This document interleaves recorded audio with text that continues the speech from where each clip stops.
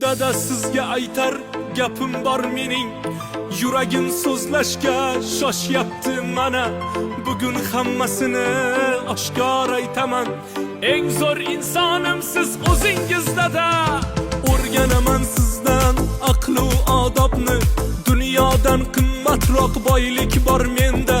Allohga shukrlar sizdek otani menga ota qilib bergan dada. Siz zo'rsiz dunyoda, siz zo'rsiz dada. Eng zo'r ota bordir, eng zo'ri menda.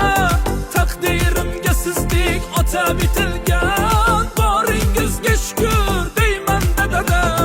O'zimning pahlavon qirolim dadam, yiqilsam suyagan panohim dadam.